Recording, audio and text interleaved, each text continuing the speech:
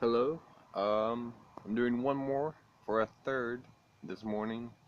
I just cleaned the bathroom after the first two blogs and I grabbed a Venom energy drink.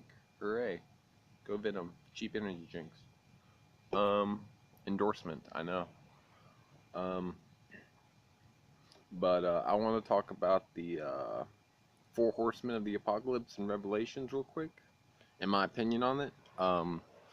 I believe that there's only one real horseman, and I'm not gonna name names because I'm not too familiar with all the specifics of it. I think it's supposed to be Jesus with a double-edged sword coming out of his mouth, but it could just be the white horseman. Um, but anyways, first comes the white horse with a bow and white robes. And he has a crown on his head, and he comes forth conquering and to conquer. Next comes the red horseman, which has a double-edged sword, but it doesn't say where he holds it, and I think it's the one coming out of his mouth. And I think he has the bow because he attacks people from a distance, and the double-edged sword comes out of his mouth because he can answer either the which way to attack his enemies with truth or with just truth. No matter if you come from the left, like or the right, Republic, Democrat, evil, good, he can protect from either way. Um, and power was given unto him. Next is the I think the gray horse, and he has a pair of scales, and that's supposed to represent the market. But I think it's also supposed to represent for the first two, evil and good, war and peace, the duality of man, like weighing the decision between war and peace. Next comes the pale horse, I believe. Sorry, had to spit. Um, and it says that's death with hell following him.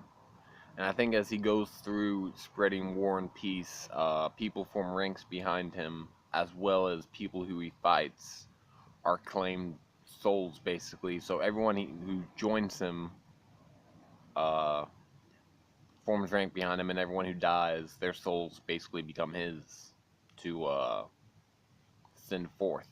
I'm not sure how exactly that would work. I could be wrong in that interpretation.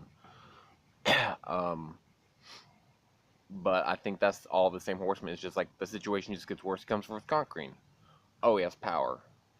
Oh, he's weighing power. So he's not just, using it. And then, he's just perceived as death at that point because so much power and conquering has been fulfilled that he's just, it's like, like, oh, it's not that bad. Oh, no, he has power. Oh, no, he's judging us. Oh, no, he's like death. It just gets worse and worse and worse and worse through the perception of the people watching him. And so that's my theory on the four horsemen, which is, in my opinion, one horseman, who just goes forth in Revelations, travailing the world, so to speak. Quick interpretation, I guess, yeah. Thank you. Bye.